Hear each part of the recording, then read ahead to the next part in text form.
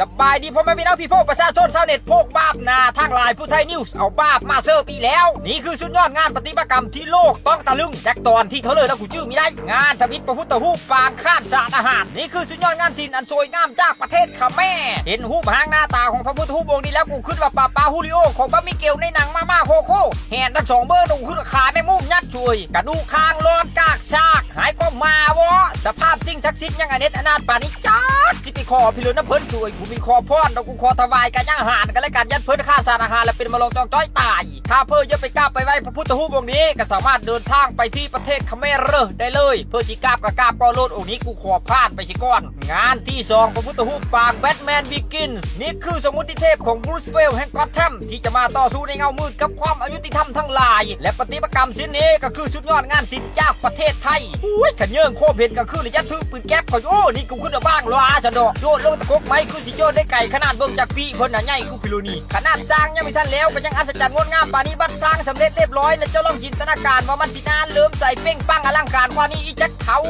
กูจะเห็นหน้าบางคนปั้นซะเหลือเกินเขาจ่ายค่าตัวมึงเป็นเงินหรือเป็นเม็ดอันนี้นั่นงานที่3องค์เวสสุวรรณปางดิจิตอลนี่คือสุดยอดงานศิลป์จากสปปลาวบ้านกูเองแหนมมาตะไกเห็นเขียวขมุมอยู่กูขึ้นมาเด้อฮักชะดอเบิ่งคักๆแล้วแม่นยักษ์เบ้งขี้ตาเชคขลาดอยู่นี่มือซ้ายควักเข้ามามือขวาถือกระบองจ้องไปยังสิ่งโซหายนี่คือสุดยอดสิ่งศักดิ์สิทธิ์ที่จะสามารถปราบสิ่งโซหายได้แบบเบ็ดเสร็จเด็ดขาดเบิ่งจุดกลมๆอยู่กลางเอิกเพิ่นน่ะอันนั้นคือเคิร์กปฏิกรณ์เทคโนโลยีเดียวกันที่โทนี่สตาร์กใช้เป็นแหล่งพลังงานเท่ากับชุดไอรอนแมนช่วยนั่นคือสุดยอดเครื่องพลังงานที่ทำงานโดยปฏิกิริยาฟิวชั่นพาสิ่งโซหายเลยมันการย่างกายเข้ามาในขอบเขตอารามแห่งนี้เวชสุวรรณองค์นี้จะเป่งแสงกับจัดให้สูญสิ้นไปในทันทีอุ้ยอันนี้อยู่บ้านจริงๆมึงอันตะพวกแขวงจังหวัดตะเกียบบ้านกูเองงานที่4พระพุทธรูปปางกินท่อม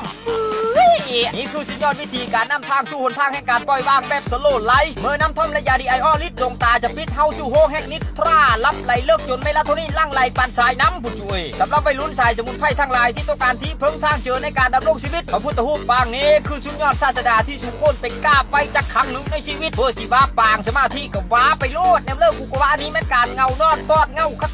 อันนี้ล่ะก็ว่าไปมีกับรับทั้งยืนในชุดเงาและงานที่5งานสุดท้ายพระพุทธรูปทองคำปางอุลตร้าแมนสิ่งศักดิ์สิทธิ์จากประเทศเจแปนแดนป่าดิบที่ขึ้นซื้อเรื่องหนังโป๊ถือกฎหมายนี่คือสุดยอดสิ่งศักดิ์สิทธิ์ที่คอยปกป้องโลกจากอสุรกายทุกรูปแบบด้วยพลังแห่งแสงอัลตราไวโอเลตตาเพื่อบูชาพระพุทธรูปองค์นี้ไว้ในเฮิร์นสิ่งทรงหายทั้งโป่งสิทธิ์จัดการโดยท้าพิฆาตตีลังกาใช้ลำแสงอัลตราทะลุทั้งวังทำลายสิ่งทรงหายทั้งโป่งบนพื้นธรณีนี้ด้วยแสงแห่งอำนาจพระพุทธรูปปางอุลตร้าแมนด้วยสุดยอดเลยองค์นี้ขันอยู่วัดแถวบ้านกูมีองค์นี้เขากูเห็นตอนยังน้อยกูโดดกล้าก้อนมู่เลยเพราะกูเห็นเก่งเหลือเกินในโทรทัศน์สำหรับพวกบ้ามนาทั้งหลายที่เบิ่งคลิปนี้จบแล้วก็อย่าลืมกดแชร์ออกไปเฮ้อมู่เพิ่นสนิทมิตรสหายได้ฮับชมและว่าไปพร้อมๆกันแล้วถ้าเฮาทุกคนจะพากันตกมรหกมกไม่ใส่กรรมน้ำเดียวหมดทั้งผู้ภาคผู้ฟังผู้ชมผู้ไลค์ผู้แชร์